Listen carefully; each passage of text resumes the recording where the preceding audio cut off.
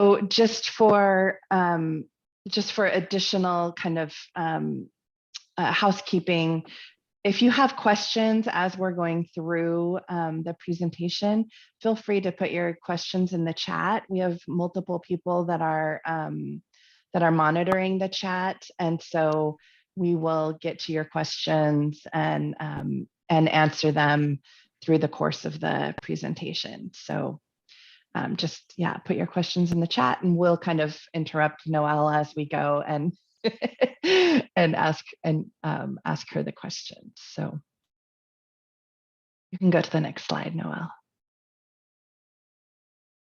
So I wanted to introduce our staff, the staff of Northwest Disability Support. Angela Harvis is here. She's our executive director. You want to say hi, Angela? Is there waving? I'm glad people are here, and I have a 22-year-old that tells me they're a grown-ass man, and I've been where you were, and I remember just how overwhelming it could feel. So don't expect to get it all figured out today, but just know that there are a lot of people that have information, and we're glad that you're here and learning with us this evening. It's worth it to be a partner. Thank you. And Marcella Rosen is also here. Want to introduce yourself briefly, Marcella?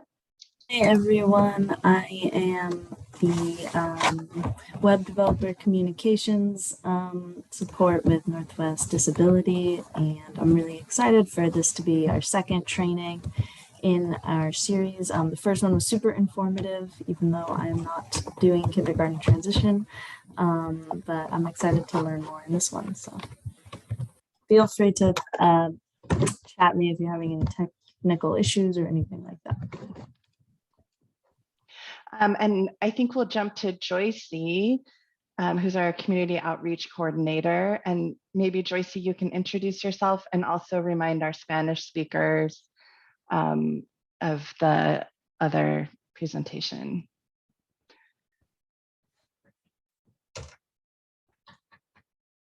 Are you there, Joycey?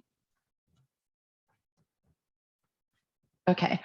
There is a presentation going on at the same time in Spanish. So if you are looking for the Spanish presentation, please see the link in the chat.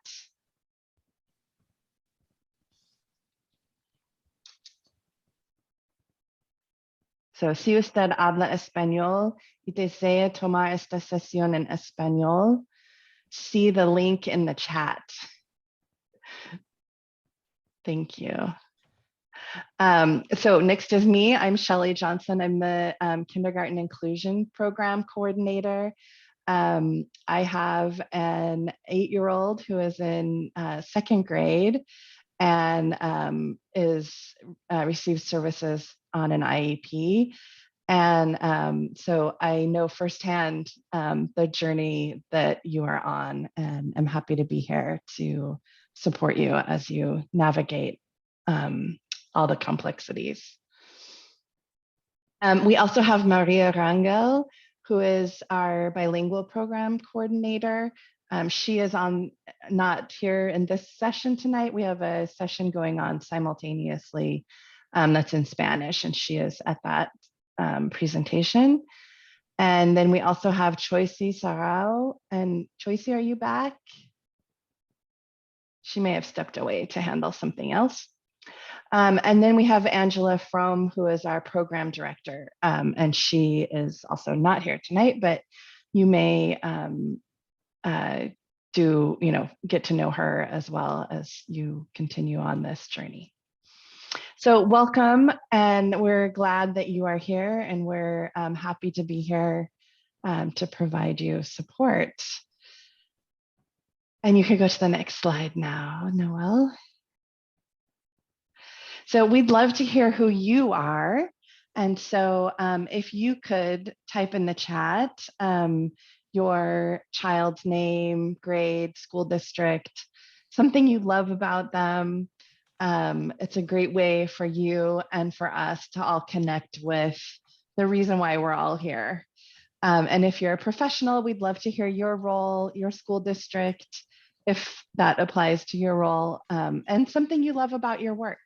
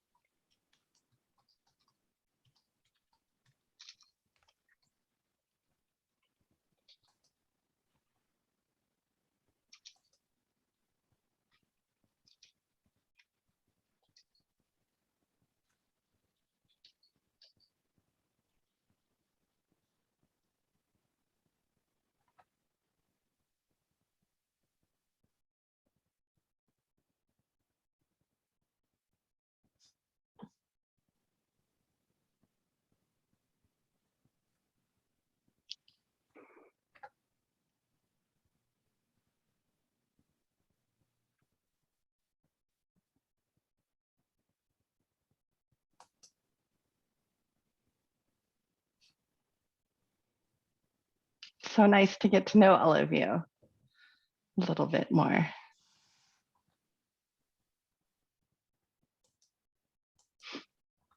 All right. Well, as you keep typing in the chat, we'll kind of continue and we can all get to know each other. So could you go to the next slide, Noelle? So Noelle is our presenter, and she comes to us from Portland Public Schools, and she is the mother of 4 amazing children with diverse gifts and needs. And we're so appreciative of the work that you do and of you being here tonight to share your wisdom and your knowledge with all of us. So thank you, Noelle. Thank you so much for having me. I appreciate you all. And yeah, take it away.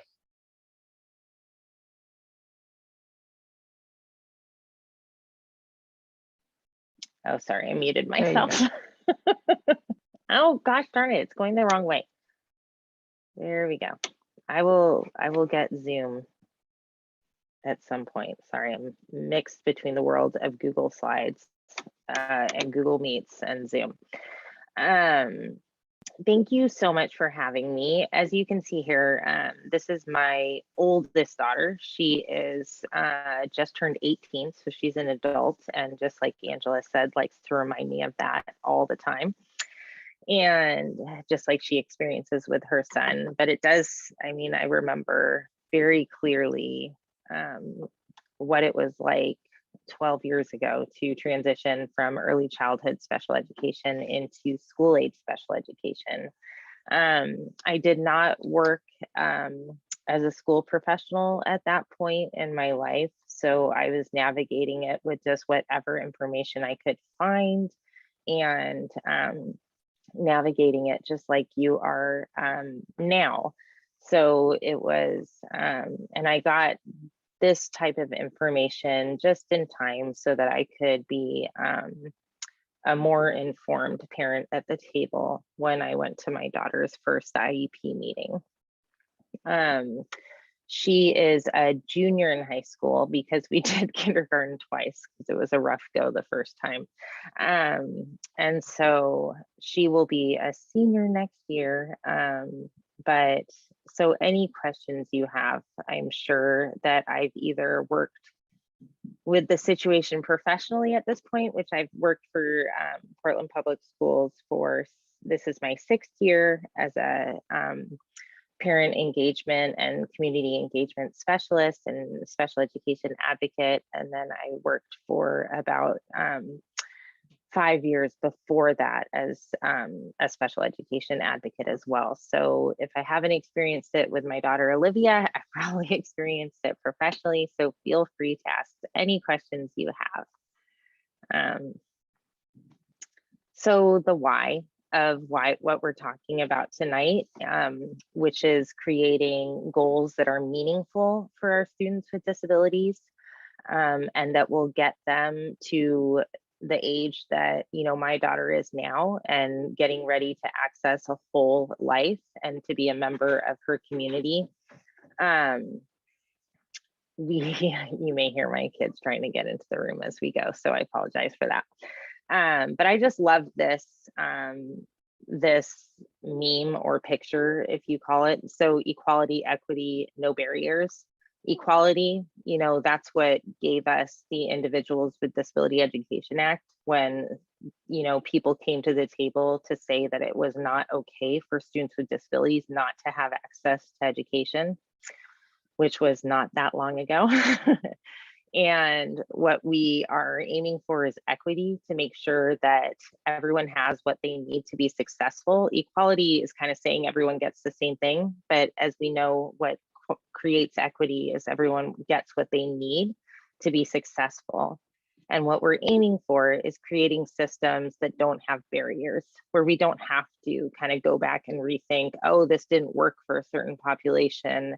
Let's create systems, schools, and societies with the idea of everyone's going to be in it. How can we make sure the barriers aren't there? So proactively creating that.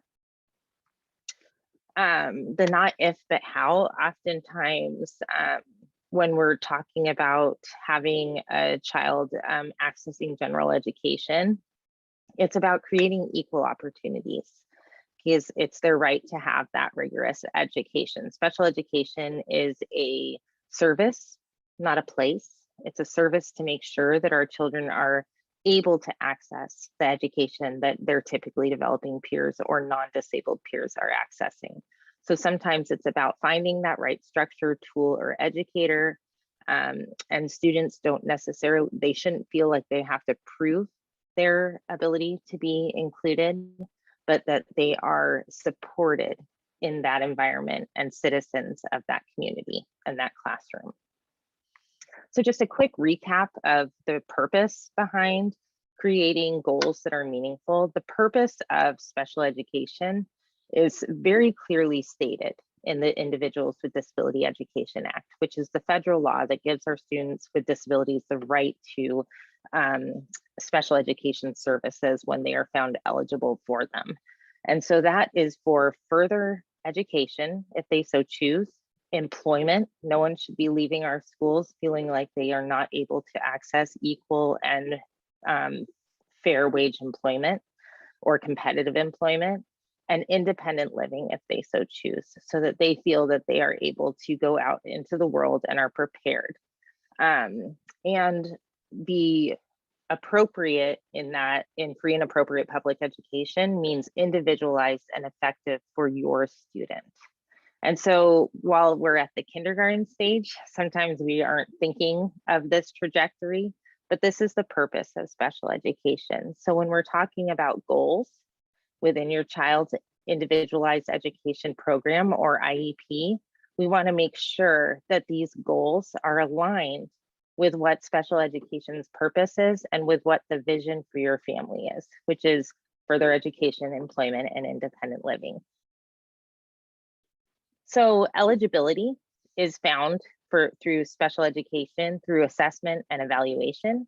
It opens the door to individualized special education services, supports, and educational setting must be individualized, not prepackaged based on the eligibility category. So what that means is that your child's eligibility, which you probably learned about before this training. If not, I think that last training was also recorded and will be posted to be able to access, but yes, it's perfect. So eligibility does not drive services. So whatever of the category that your child was found eligible for special education services does not come with a certain bucket of supports. They have to be individualized, and they have to be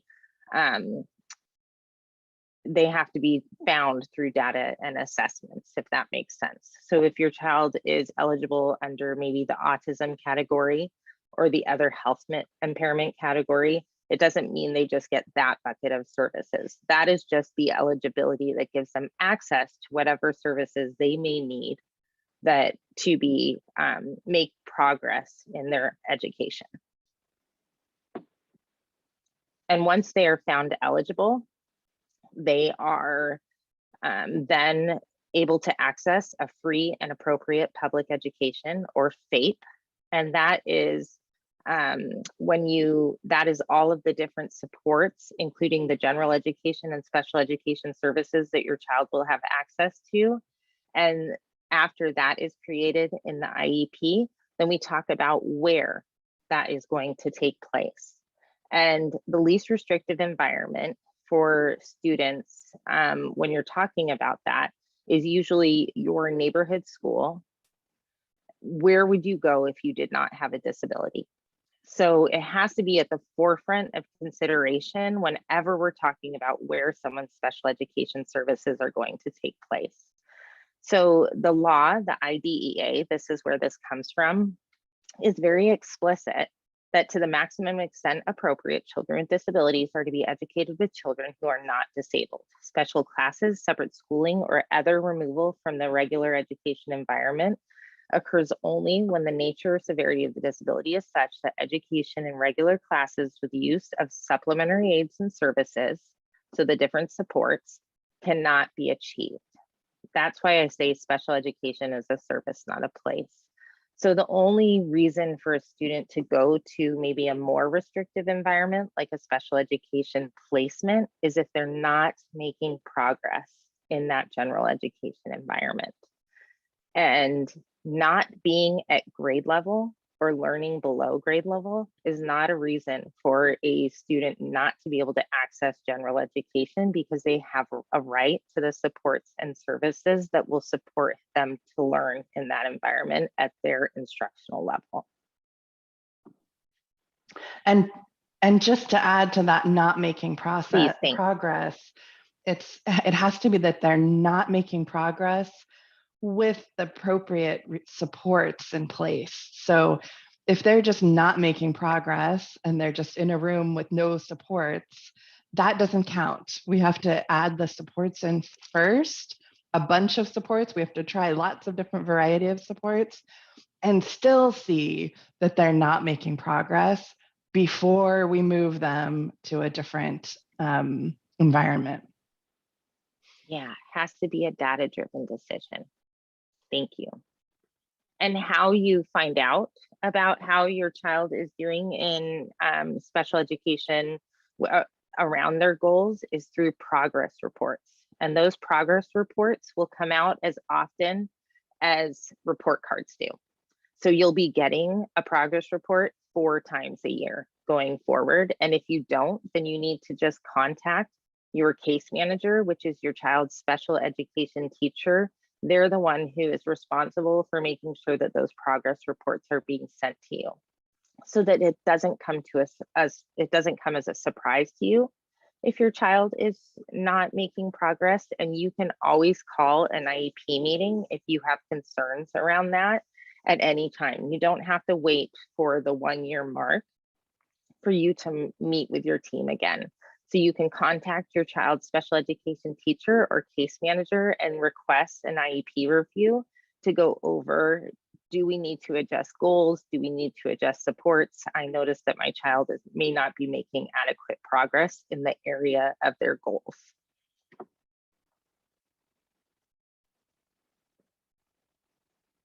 So schools throughout the years there are some districts that do inclusive services very well, and there are some districts that have struggled throughout the years. And it is definitely a shift in education reform to make sure that students with disabilities are being educated to the maximum extent able with their general education, typically developing peers.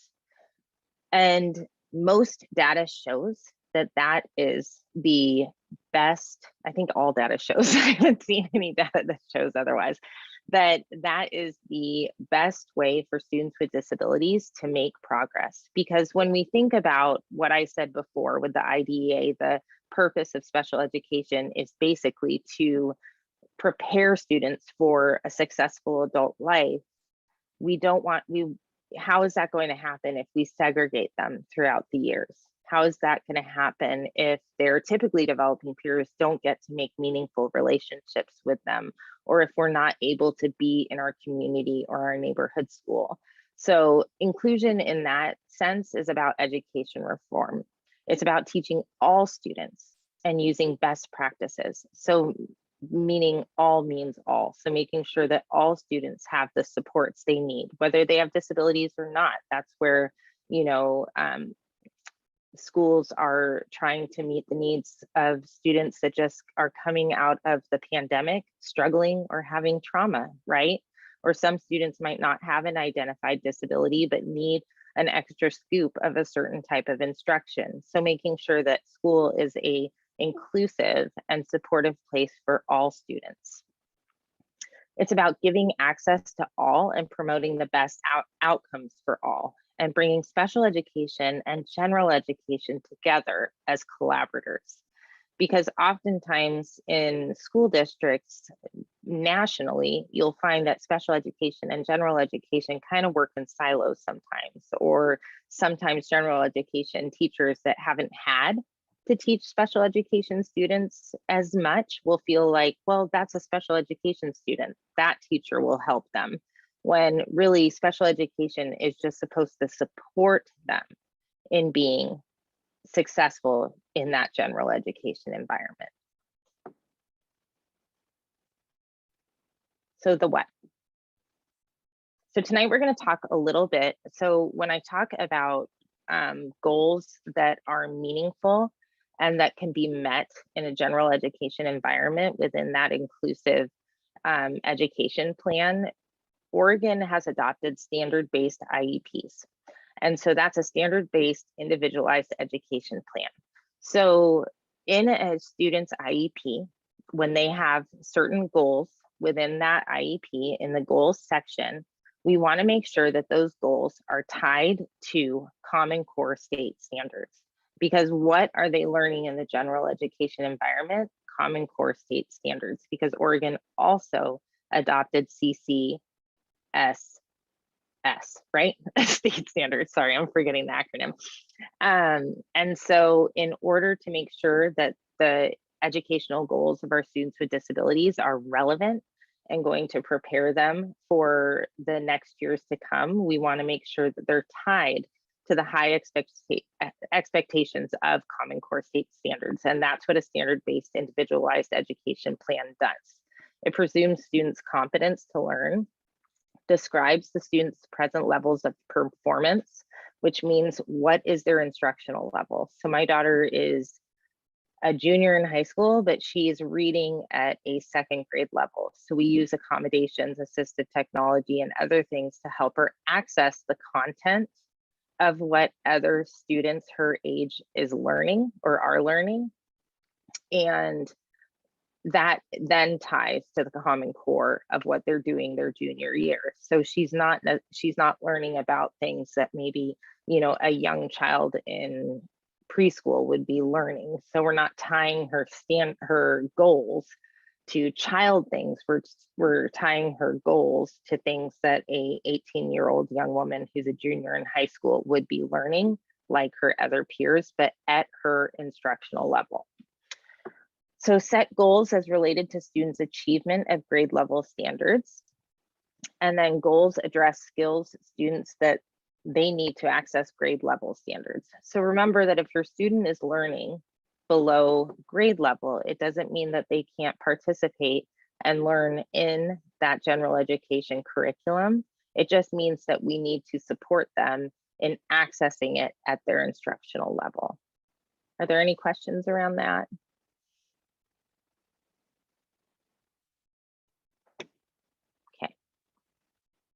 I can't see the chat, but I know you'll pop in if there are.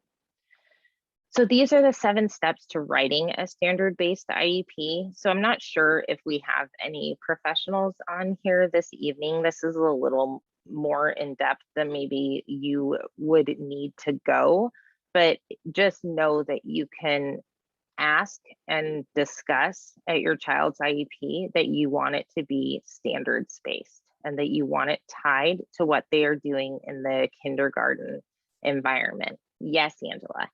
Yeah, I was just going to say, one thing I find helpful, you can go on to, if you're in Oregon or Washington, you can go onto the state's website, Oregon Department of Education, and look, what is that everyone's supposed to be working towards learning by the end of kindergarten? And that just helps you kind of, I mean, it's kindergarten and there's going to be a lot of things that aren't that academic happening because it's a whole new world joining that big school community. But it used to help me with Daniel because I would take a look. So what's everybody supposed to learn? And then you're all experts in your kids and you might, you know, like I know Dan loves visuals and he needs to see a couple of people practice something before he can do it. So take a look on the Oregon Department of Education or Washington State website and see what is it that all of us are supposed to be working towards in kindergarten, and that can just sometimes help bring your anxiety down a little too. Thank you. So here I just want to kind of outline the importance of having a general education teacher at your meeting. You will definitely have, I believe, a general education teacher at your transition to kindergarten meeting, but going forward, they are the ones who are the most knowledgeable in Common Core state standards. The special education teacher will be knowledgeable as well, but that's what the general education teacher does in the classroom all day for a living. So it's important to have them there because they can speak to what will next year look like? What will the kindergarten environment look like? Then when you have that annual IEP talking about creating an IEP for first grade, it's really important to have that gen ed teacher there so that they can talk about what are the things that first graders are learning and how can we make these goals relevant to the content going on in that classroom.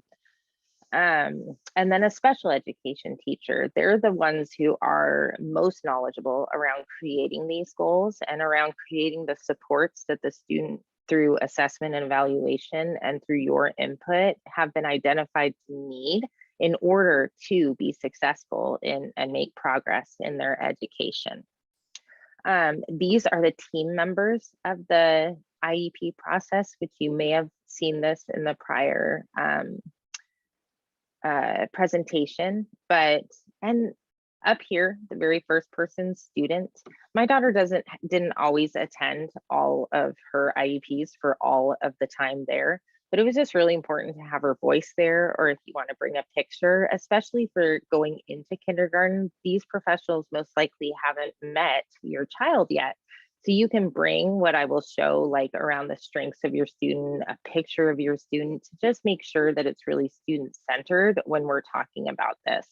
Because a lot of times the assessments and evaluations attached to our students with disabilities enter the room before they even do, just as a human. So it's important to humanize and put into context all these evaluations that we are looking at, because sometimes they're deficit-based, right? Because we're trying to identify what are the supports the students needs, what are the students' needs, and how can we best support them?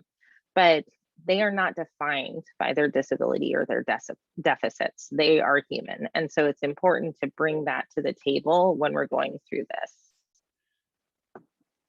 And these are the components of the IEP. So just wanted to give you a quick overview of the different pages and how that drives placement.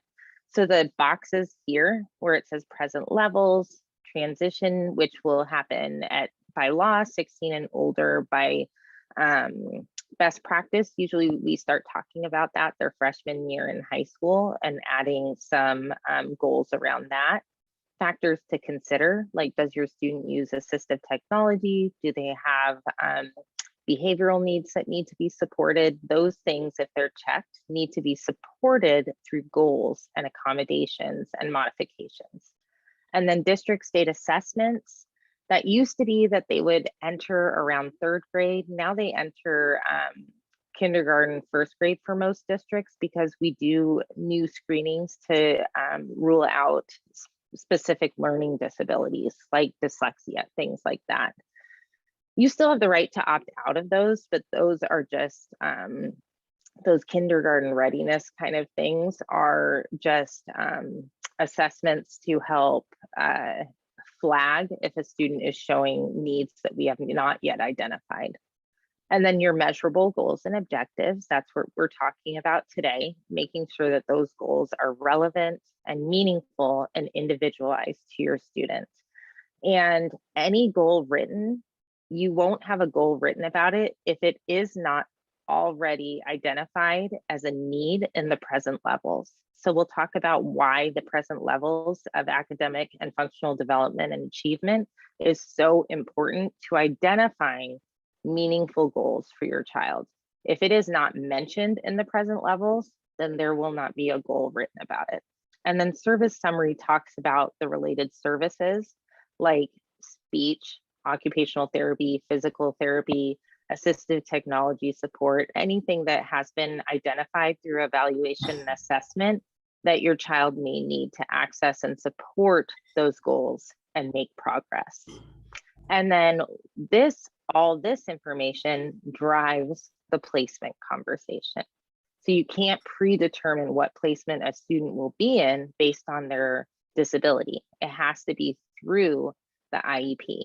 You actually can't really even talk about placement before you go through the IEP process because that would be predetermining based on their disability. So those are actually two separate documents that usually reside in one meeting. So when the team is focused on planning for inclusive placements, they should focus on including as much information as possible in the IEP about the necessary supports needed so the child can participate successfully in that general education environment. So here we're gonna, sorry, I'm gonna move my little picture of you guys that's going over my slide. There we go. I'm almost as smart as Zoom now. So here is an example of the information that is collected in that present levels that I was talking about. It starts with the strengths of the student. It is very important that this is a strengths-based document.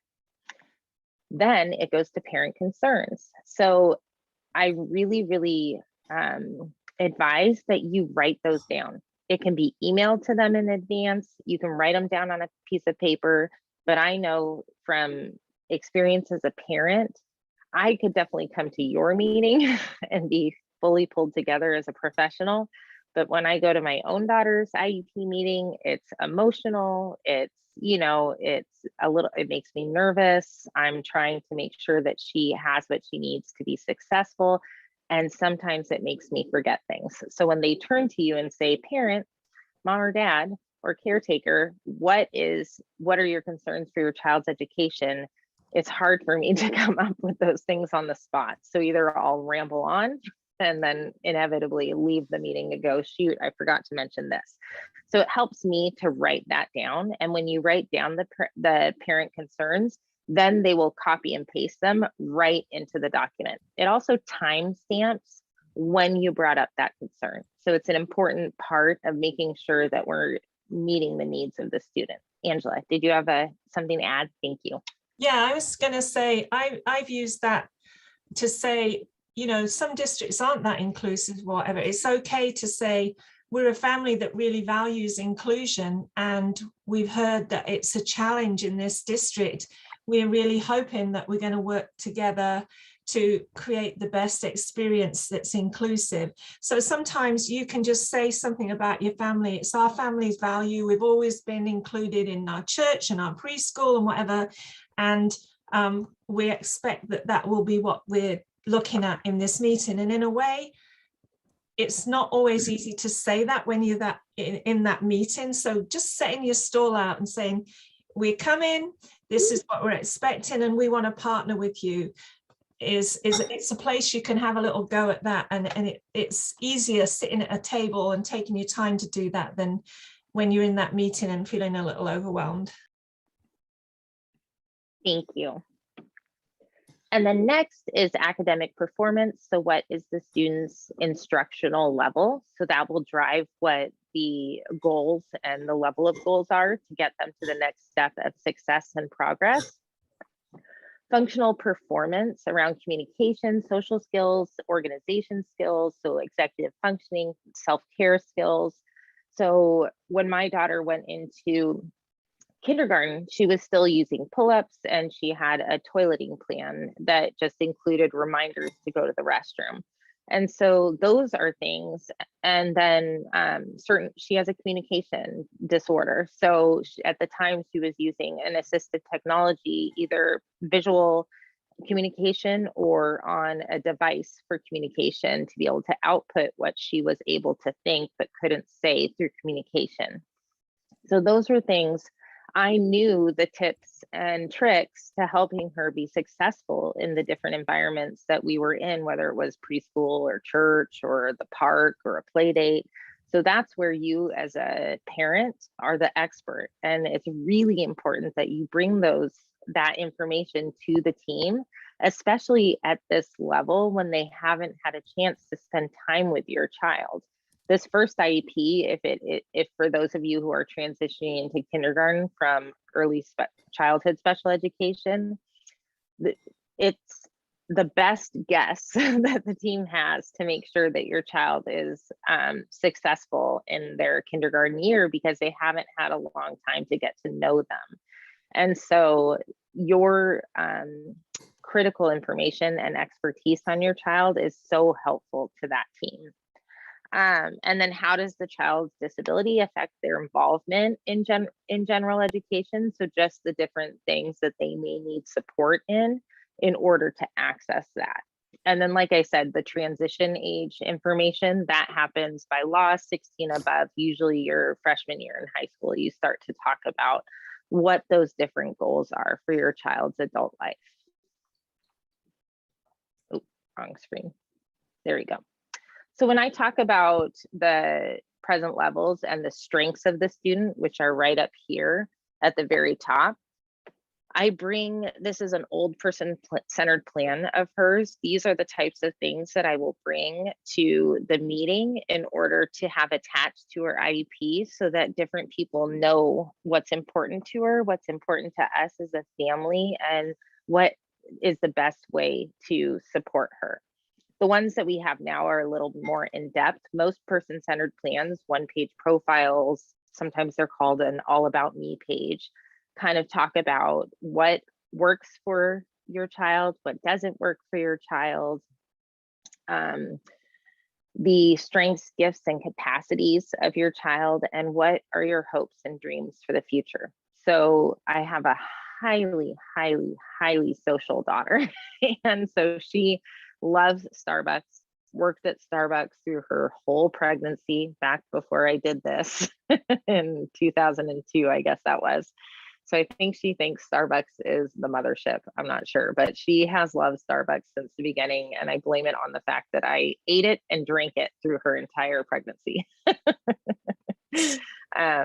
But so I would love the full circle moment if she actually became a barista, like I was when I was pregnant with her, until right up before I had her. But some of the important things that, I would want school to know, that maybe because she has a communication delay, wouldn't be able to articulate to the people around her. So it's really important to kind of show pictures of the different things that are important to her, different things that she's participated in, different things that she's proud of, and even different things she's gone through. This middle picture is when she had a full spinal surgery. So, just different things for the team to better understand our children. Yeah. And then, like I said, go ahead. Can I just interrupt Sorry. a second, Noelle? I just wanted to reiterate, and Angela mentioned it a little bit, but we also help, and I posted in the chat, one thing that we do is help parents create portfolios of what their family vision is, exactly what Noelle was just talking about. And we have a pretty in-depth kind of information about how to do that. And so if you're interested, that's something we certainly can help you with. And I've posted my email contact info, so you can just let me know you want to do that, and we'll arrange a time to meet and work on those kinds of things. Can I just share? I received a student that I'd never met before this year, who was a 6th grader or 7th grader, and the mom came, and I won't divulge, but she came with this 1-pager, and the daughter handed it to us, And it was the best thing that could possibly have happened, because there were so many things that, had you just seen reports and on paper, you might have assumed where the values were, where the interests were, where the strengths. And that one page, and I put it in the chat, some of the things they targeted, but it made her such, it was just a beautiful transition to have that happen. So I highly recommend for everybody to do that, because it's all the fun stuff that we don't know about your kids yet. And that's what builds that camaraderie in the classroom too. So thank you for pushing that. I love that. Thank you so much for sharing that. It really personalizes all of the different formalized assessments we do on students, down to what's, you know, really important, what makes them happy, what makes what's important to them, and where is their vision for their life and their family's vision. So thank you for sharing that. And so then next on the present levels that we were talking about is the concerns of the parent, like I talked about before. And so these are some different ideas that you can put into your parent concerns. Sorry, I have the wrong picture on this. This is more of her person-centered plan and things that she wanted to share. But there are different templates, different things that you can write. It can be handwritten, it can be typed, doesn't matter how techy you are, but having that written parent input and giving it to your child's case manager, which is the child's special education teacher, and then they can put it right into the IEP. Doesn't mean that it's going to all be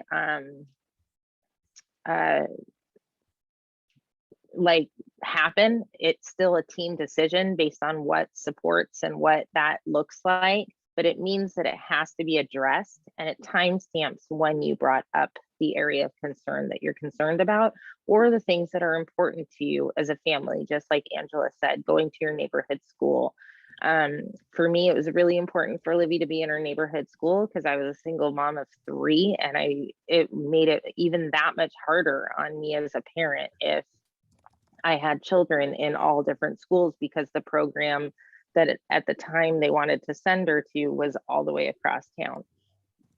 They would have provided busing, but she had such anxiety that just didn't work at the time. So it was just important for us to have her part of the community and be able to go to school with the kids that she plays with after school on the same street back when we lived out in Hillsborough. So, you know, bringing those types of impactful feelings and visions is important to the team, because those things really matter to students with disabilities. They can already be disenfranchised.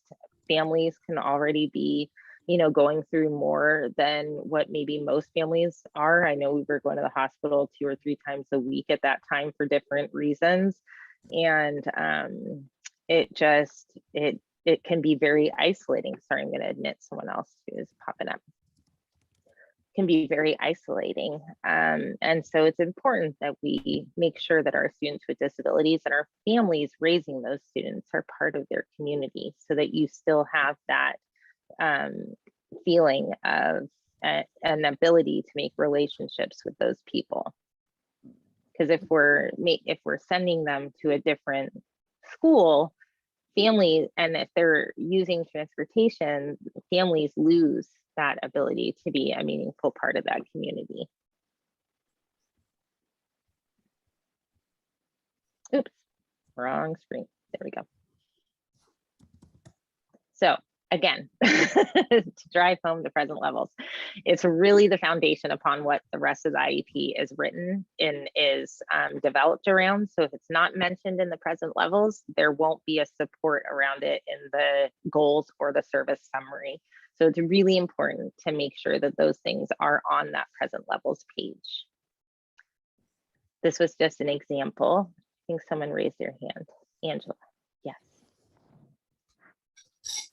Yeah, I wanted to say on the present levels, one tip I have is if there's assessments done, you want to see those assessments. You don't want to be the only one at a meeting that's playing catch up, reading a lot of documents. And you do know your child pretty well. So if there's an assessment done, because my child, from being little, he had a lot of assessments done, and he was allergic to them. So what happened in assessments was often nothing like what I knew. So ask if there are any assessments that you see them. Ask that there's nothing that the rest of the team has seen that you don't get to see at least 24 hours before, so that part of it doesn't waste people's time, but it also gives you a chance to kind of just take that moment and look at it. And like, I remember them saying Dan couldn't do a 2-step process. And I just thought to myself about his motivation around getting a DVD out. That's how old we are. Getting a DVD out, putting it in, turning the TV on, changing the channel to channel 3 so that they could watch that movie. So I could say, well, actually, he can do a 3-step process without instructions when he is motivated by the task. And it was like the opposite of what, because they tested him on something that he couldn't care less about. So just remember that people are not coming at it with bad intent, but they may have bad information sometimes because you're around that kiddo a lot more. So make sure you know what's in the assessments and get and nowadays I know people have sometimes even took little videos to show a child reading a book or saying a few words, because if an assessment the child has said nothing, then that's a way that you're not contradicting, but you're just adding to the wisdom. Thanks for bringing that up. And like Angela was saying, it'll get easier after your kindergarten year because you'll get to know the team members on the IEP team. So you can always request from the case manager to see the IEP in a draft. So you can go over the goals and be able to meaningfully participate on that day instead of reading them and then having to come up on the spot with your feedback. You can ask for the assessments ahead of time. You can, they don't necessarily have to give them to you, but I know I've not run into any professional who doesn't want to make sure that you have what you need to meaningfully participate in your child's IEP. So if you request those things ahead of time, even just a few days ahead of time or the day before, they are always so receptive and glad to make sure that you have an ability to go over that so that you are a meaningful participant in that meeting. And it also helps them go even quicker. Not that quick is the goal, but it's hard to go through a 3-hour IEP. And so if you have a chance to go over things and kind of collect your thoughts around what is written and put that either into your parent concerns or just write down different questions you wanted to address, it really helps the flow of that meeting. Let's see. So goals should be individual and directed by the student's needs and should also assist in connecting the student to general education curriculum and to their peers. Because what is community? What is an inclusive community? It is that. So our students with disabilities aren't going to have a chance to experience that, and our students without disabilities, more importantly, aren't going to have a chance to experience that if we continue to segregate. So when drafting IEP goals as a team, being sure to consider how the goal can guide the team in working on academic and social skills in a naturally inclusive environment.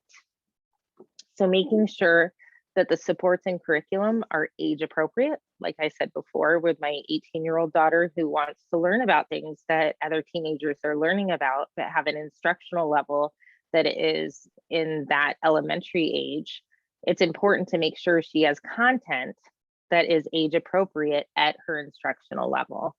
Lead to meaningful outcomes for your child, support learning in the general education curriculum with peers, and occur in natural settings and times throughout the day. Making sure that the goals are SMART goals. So writing goals that are at the student's level relevant to age and grade level standards, that they're specific, measurable, attainable, relevant, and time-based, so that we can make sure that there is progress being made on the goal. We can make sure we are providing the supports for the student to make progress on the goal. And if that's not happening within that time bracket that the team has decided upon, that we meet again and adjust that goal or adjust the supports to make sure that progress is happening. And then it's not just copy and pasted until the student learns it. So here are some examples of goals that may be not SMART goals or vague goals, and examples of SMART goals. So Owen will improve his reading skills. It's not specific to the student. It's not specific to his instructional level. It's not specific to what next step we want to get that student to, and it's not time limited. A SMART goal example would be, given second grade material, Owen will read passage of text orally at 110 to 130 words per minute with random errors. And then oftentimes that would be followed by a percentile of success. So maybe 7 out of 10 times. So looking for, I like to see 80% accuracy as the benchmark of what we're looking for in a goal. But depending on, we want to make sure the student's able to make progress. So sometimes you'll see maybe a 60 to 70% accuracy in order to make progress on the goal. But I think it's important to keep those expectations high. So it may say 80% accuracy. Another one, Betsy will decrease her anger and violation of school rules. That is, that's not a SMART goal. So provided with anger management, or what we would probably more likely say positive behavioral supports, training and adult support, Betsy will be able to remove herself from environments that cause her to lose control of her behavior so that she has no disciplinary notices. So that is an example of a SMART goal. Kelsey will learn to take turns.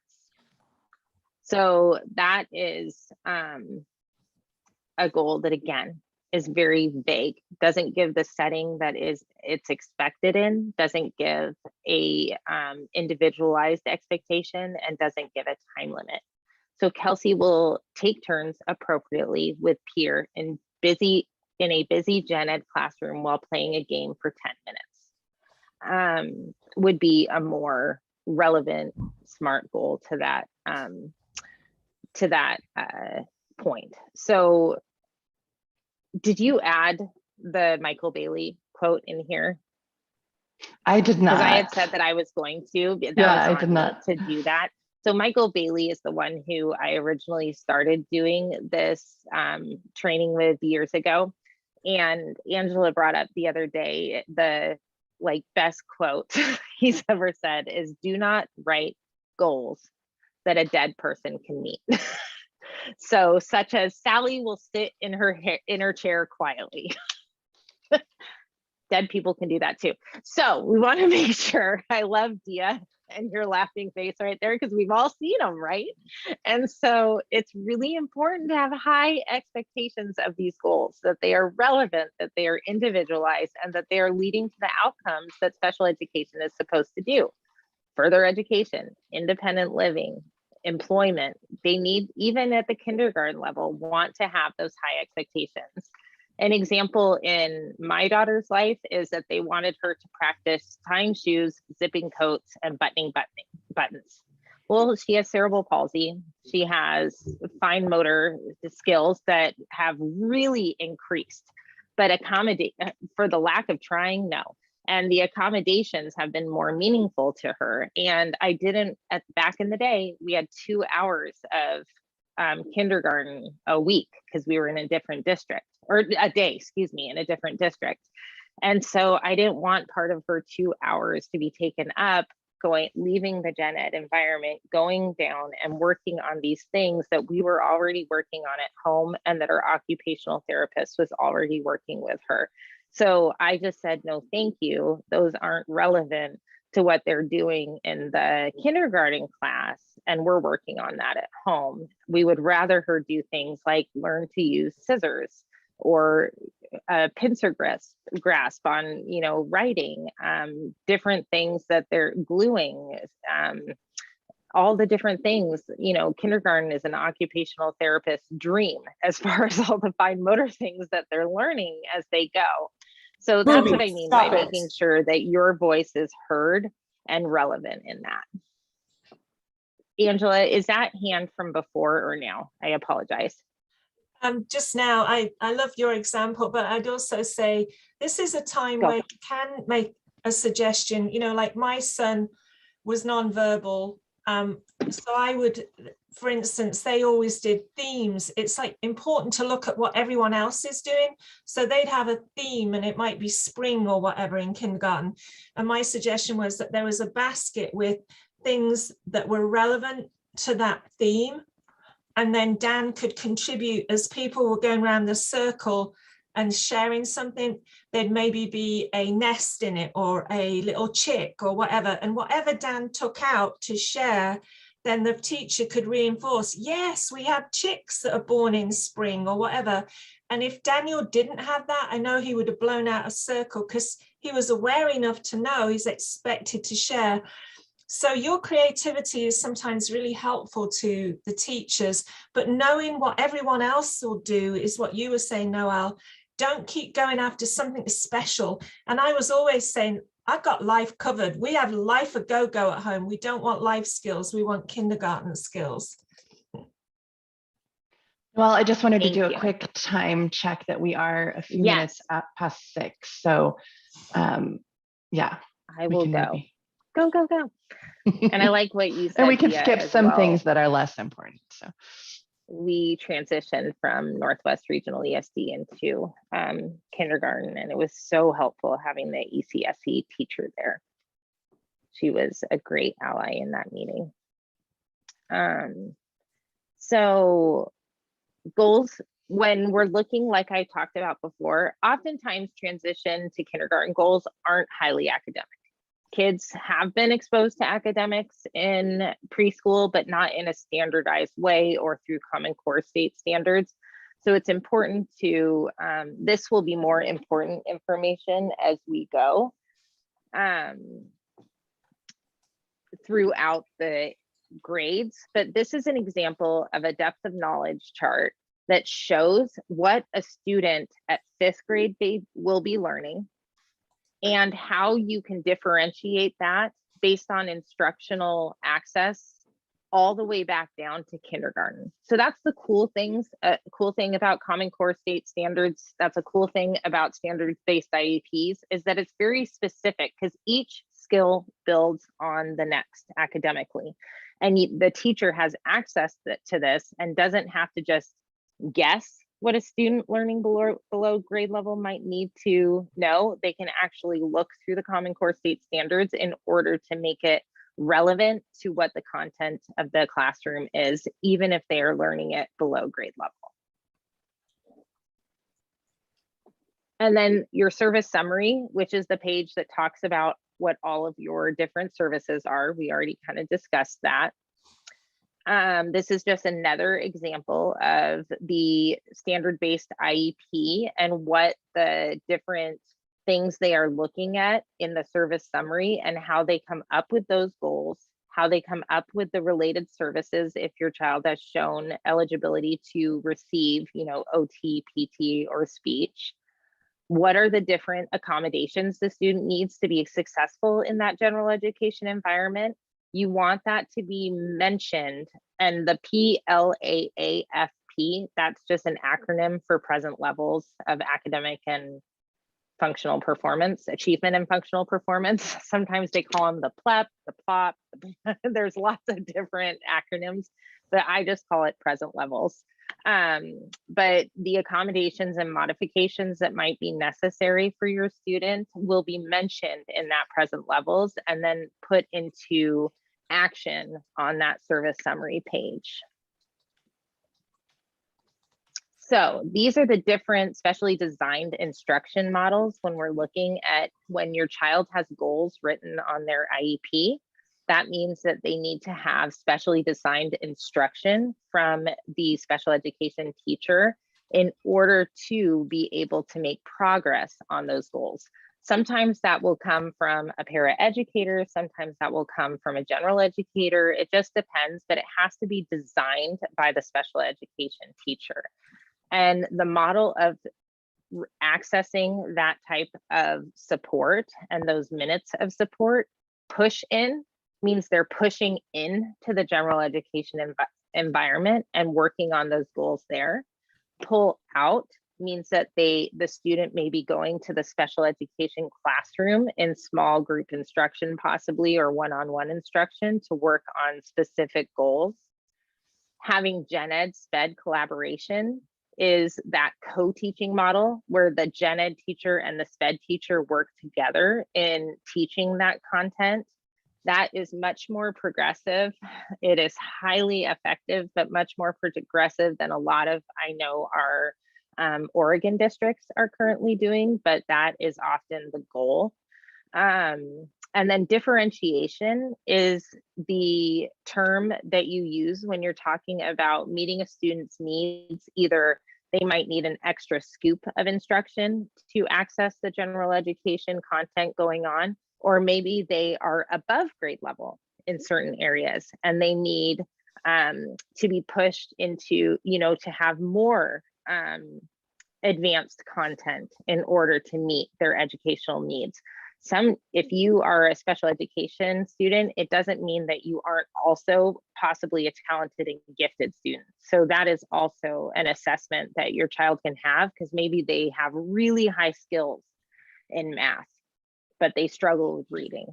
They can receive tag services in that area if they qualify, while still receiving special education services in the area of eligibility and identification of the area of help that they may need.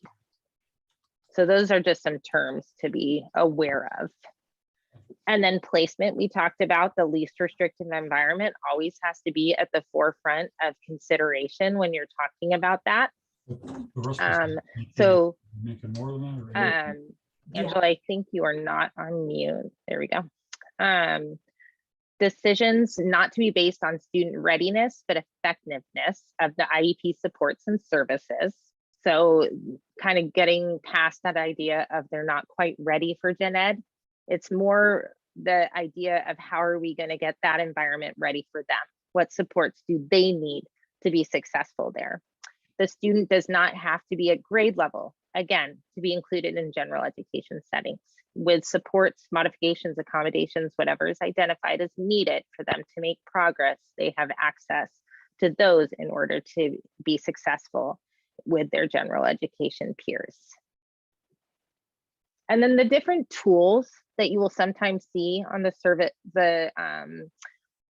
service summary. This is more educational approaches. You'll hear about universal design for learning or universal design. That goes past the idea of buildings and building things that are physically accessible, but also building curriculum that is educationally accessible to all learners, and making sure that it has a variety of opportunities for representation. So how does the child best receive the curriculum? Is it through a computer? Is it through a worksheet? Is it through a different type of modality?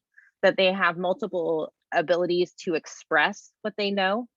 Is that through picture exchange communication system? Is that through augmentative communication? Or is that through sign language? Or is that through writing instead of talking? Whatever best meets the needs of the student to be able to express, so different means of expression is really important. And so that's a really important thing to know about when you're looking at making sure all students can access the curriculum.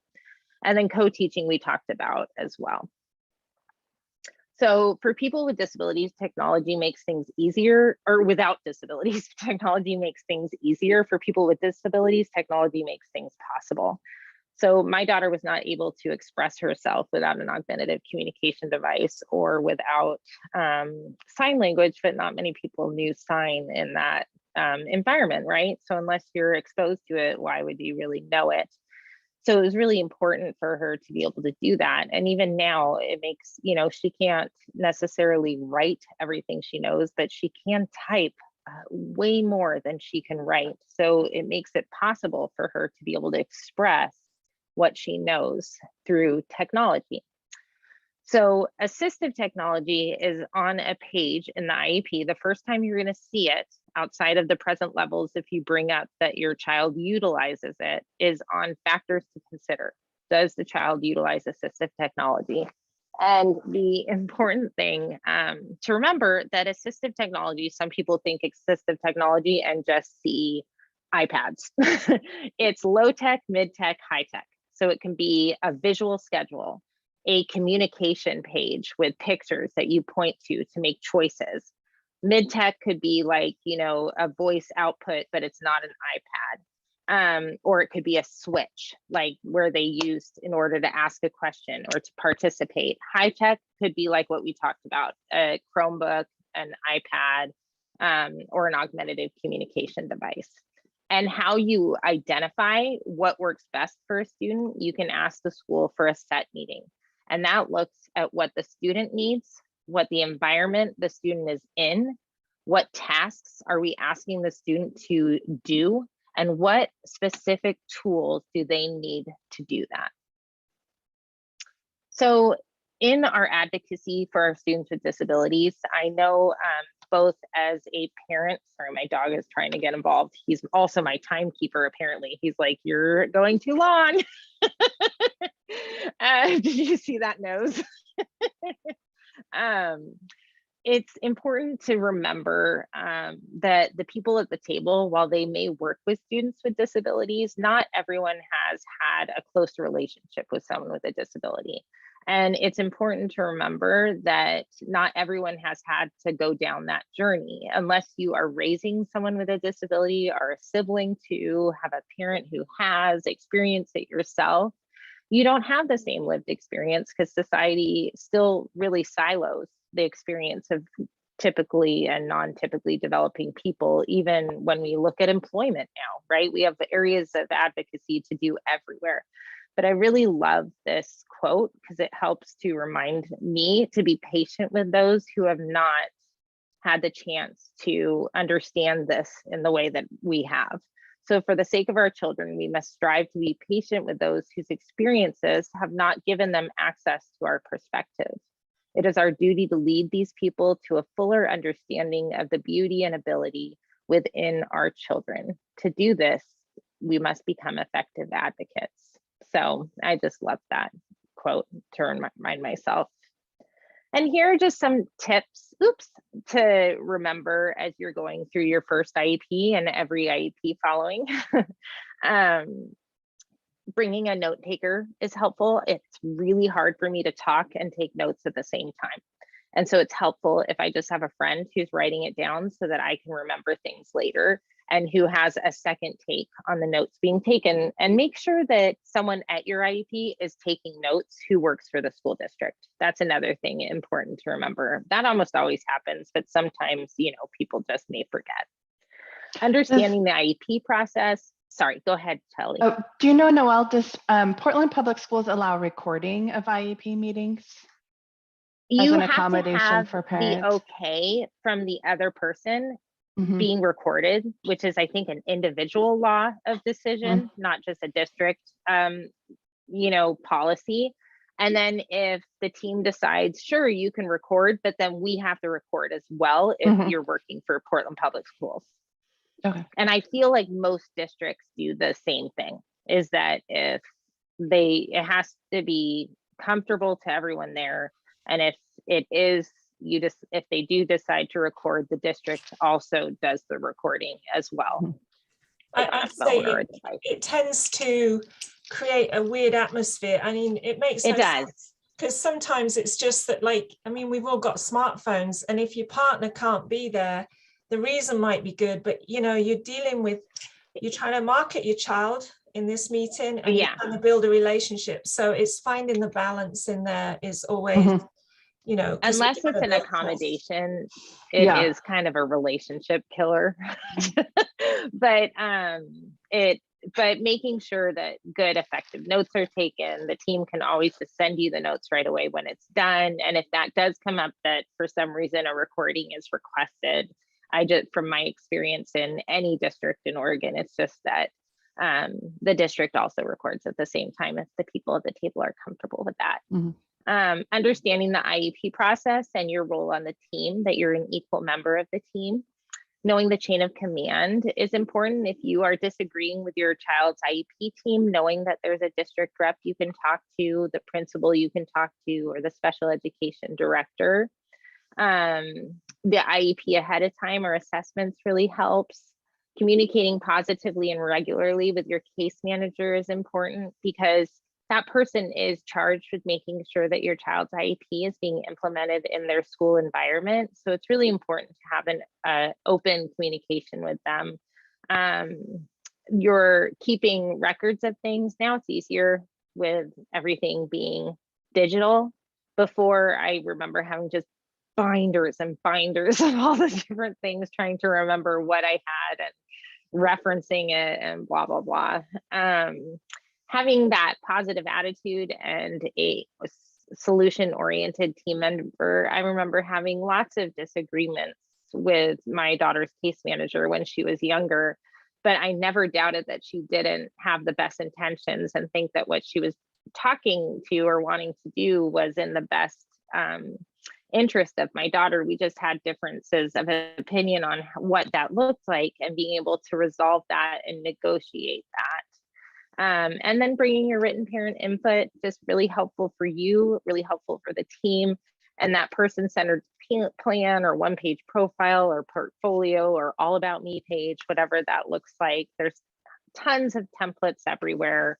I think at one point I made a brochure one because it was such a cute template. So I had a brochure on my daughter. She loved handing that out to the team. She would basically come in, hand that out, and then be like, bye, see ya, y'all are boring. So it's a really powerful tool for them with self-determination and self-advocacy as well, because they're sharing what's most important to them. So I think that is all I have. I apologize. I was a little bit longer winded than I anticipated. But I can hand it over to questions, or if Angela and Shelley want to add things. Are there any questions from anyone? We have just a few minutes, and then we have a couple of closing resources to give you. Go to bed. It's so exciting. I know I have a questions right now. 5-year-old going to kindergarten next year who does not have an IEP, but having a pandemic baby where they kind of experienced she didn't get to access preschool during the pandemic. So I feel bad, number one, for the kindergarten teacher that I'm going to be handing her off to in the fall with limited preschool experience. But I know for all of our students, that really impacted what kindergarten may look like and feel like. But just remember, it's exciting. Yeah, that's a good reminder, is like to enjoy the journey too, and like all the excitement of moving to a new place and graduating from preschool and all of that. Don't forget to celebrate those parts of it too. And if any of you have questions, I think Dia was going to say something. Just on that, it's so exciting coming into kindergarten, and we do the transition with our early childhood program, and we think so much about the IEP in the class, but also just your parents of kids in our school, and encourage you to be involved in other things that don't necessarily relate to special education. All the fun things that go on in school, those are all part of being in school, and we really value your input and also just being part of the school family. So speaking for Bobcats, please. Thank you so much, Dia. So if you do think of questions after the fact, please feel free to reach out, and we can answer those questions or get you answers if we don't know the answers. I'll post my email again in the chat, but if you want to move to the next slide, Noelle, I think there's a few more. Oh, absolutely. Yeah, so here's some resources. And the first one is just a reminder that we at Northwest Disability Support do offer drop-in support related to kindergarten inclusion, IEP questions, creating your child's portfolio. So please do contact us for that kind of thing. And then Noelle has some other resources there you listed. And when we send out these slides, you will be able to access the links that are connected in those resources. And we have quite a lot of resources on our website. Yeah. But normally you're here dropping in on one training. We normally have a cohort, you know, when it wasn't COVID, you'd even get a glass of wine and a dinner while we were talking about this stuff. We don't expect it to all go in one go, but we haven't gone away after this. So anyone that's feeling a little overwhelmed, come back to us, take a look at what's on our website, digest parts of it, and then come back with your questions, because it's a bit overwhelming in a group this size and we sound like we know it all, but we've been where you were. And I will say, anybody that's on this call, you're already way ahead, because you know that you want to partner, you know that you want information, and you've all shared something you care about your child. And there's a kind of privilege in that, but there's also a recognition that you're going to join another community and bring your best self and work for your child. So I just congratulate everyone making time after a busy day and dinner. You know, I've already had my husband in saying, we've run out of butter, how do I... So thanks for being here. We're really grateful that, because we're parents and we know it's a challenge, and Dia, I'm grateful you are here as a professional. So know that we don't disappear after this. And Shelley does a wonderful job of supporting folks. And we're going to send some resources, send the slides, and don't be strangers, even if it's that you're sending us a couple of questions in an email. Thank you so much. Okay, would you jump to the next slide, Noelle? Oh, yeah. So this training series is also continuing. So we had a training last month on kind of the legal aspects of an IEP, and that recording is available on our website. And we will be having a training next month in March about portfolios. So kind of we've been talking about that throughout this meeting. And in April, we have a training on visual supports and communication. And then in May, we're going to have a training TBD on inclusive positive behavior supports. So go ahead and mark your calendars with those dates and times so that you're ready for them when they come. We'll be sending out reminders of all of that. If you can go to the next slide, Noelle. And then I just wanted to, so when you leave this session, you should get a survey. I don't know. I think Marcella, if you're still on, maybe you can have the survey go, because it's not letting me access it right now. But when you leave the session, there should be a survey that pops up, and we would be really grateful if you would, it's just 5 questions, it's very short. If you would answer that, and so that helps us improve our future offerings. Angela? And Sandy had asked, could you just repeat those dates? Yeah, can you go back? So February 24th is tonight. March 10th is the next one on portfolios, and then April 14th, and then May. And the March 10th one is also, I believe, from 5 o'clock to 6:30. Not sure why that time dropped off. So the next is March 10th, and then April 14th, and then TBD in May. All right. And I am posting my email again in the chat. Oh, that's not my full email. And can I ask something it's a tradition when we're in person, and I'm usually the one with my bad handwriting, writing it on a sheet. If people could put just give me one word in the chat box, kind of summing up the session and the way it landed with you tonight, I'd be grateful. I'll start.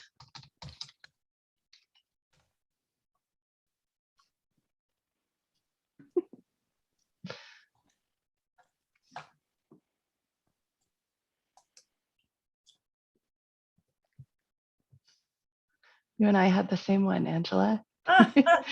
Insightful, organized, support, helpful, informative, community. Great. When I did this years ago, my word was bewildered. It's okay if you're bewildered too. We'd like to help. All right. Thank you all for attending, and we hope to connect with you again either next month's presentation, or reach out to us at any time, and we will support you. And thank you, Noelle, for sharing your evening. Yeah, and thank you, Noelle. Thank you for having me. I appreciate it very much. Thank you, dear. Bye. Bye, everyone.